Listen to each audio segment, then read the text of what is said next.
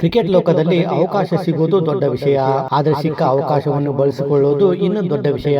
ಇಂಥ ಅವಕಾಶವನ್ನು ಬಳಸಿಕೊಂಡು ಮಿಂಚುತ್ತಿರುವ ಪ್ರತಿಭೆ ಯಾರು ಅಂದ್ರೆ ಅದುವೇ ರಾಯಲ್ ಚಾಲೆಂಜರ್ಸ್ ಬೆಂಗಳೂರು ತಂಡದ ನಾಯಕ ರಜತ್ ಪಟಿದಾರ್. ಇಂಥ ರಜತ್ ಪಟಿದಾರ್ ಅವರನ್ನು 2021ರಲ್ಲಿ RCB 20 ಲಕ್ಷಕ್ಕೆ ಖರೀದಿ ಮಾಡುತ್ತೆ.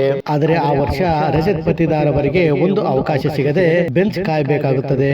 ನಂತರ 2022ರಲ್ಲಿ ರಜತ್ ಪಟಿದಾರ್ ಅವರು IPL ಹರಾಜ್ನಲ್ಲಿ ಅನ್ಸೋಲ್ಡ್ ಆಗುತ್ತಾರೆ. 2 ತಿಂಗಳ IPL ನಡೆಯುತ್ತೆ.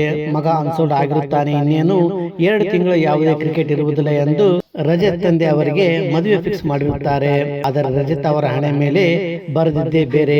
ಲವನಿತ್ ಸಿಸೋಡಿಯಾ ಗಾಯಗೊಂಡ ಕಾರಣ RCB ಮ್ಯಾನೇಜ್ಮೆಂಟ್ ಬದಲಿ ಆಟಗಾರನಾಗಿ ರಜತ್ ಪಟಿದಾರ್ಗೆ ಅವಕಾಶ ನೀಡುತ್ತೆ.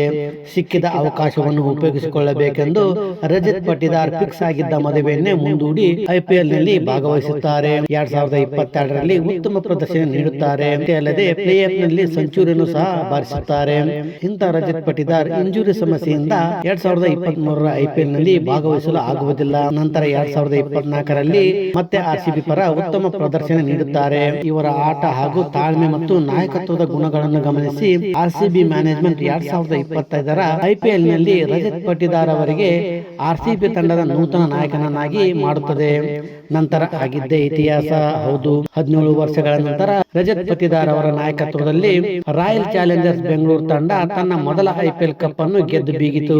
ಈ ಬಾರಿಯೂ IPL ನಲ್ಲಿ ರಜತ್ ಪಟಿದಾರ್ ಅವರ ಅಕ್ಷರಶಃ ಬೆಂಕಿ ಬಿರುಗಾಳಿ ಆಟವನ್ನು ಆಡುತ್ತಿದ್ದಾರೆ.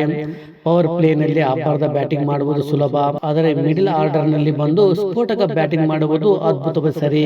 ಅನ್ಸೋಲ್ಡ್ ಆಟಗಾರನಿಂದ ನಾಯಕನ ಸ್ಥಾನಕ್ಕೇರಿ ಇತಿಹಾಸ ನಿರ್ಮಿಸಿ ಬ್ಯಾಟಿಂಗ್ ಹಾಗೂ ಕ್ಯಾಪ್ಟನ್ಸಿಯಲ್ಲೂ ತಮ್ಮ ಟ್ಯಾಲೆಂಟ್ ತೋರುತ್ತಿರುವ ರಜತ್ ಪಟಿದಾರ್ ಅವರು ಮುಂದಿನ ದಿನಗಳಲ್ಲಿ ಭಾರತ ತಂಡವನ್ನು ಪ್ರತಿನಿಧಿಸಲಿ ಅನ್ನೋದು ಅನೇಕ ಕ್ರಿಕೆಟ್ ಅಭಿಮಾನಿಗಳ ಆಶಯವಾಗಿದೆ. ಫ್ರೆಂಡ್ಸ್, ರಜತ್ ಪಟಿದಾರ್ ಅವರ ಈ ಸ್ಟೋರಿ ನಿಮಗೆ ಇಷ್ಟ ಆದರೆ ಲೈಕ್ ಮಾಡಿ, ಶೇರ್ ಮಾಡಿ, ಕಾಮೆಂಟ್ಸ್ ಮಾಡಿ ಹಾಗೂ ಹೆಚ್ಚಿನ ವಿಡಿಯೋಗಳಿಗಾಗಿ ನಮ್ಮ ಚಾನೆಲ್ ಅನ್ನು ಸಬ್ಸ್ಕ್ರೈಬ್ ಮಾಡಿ.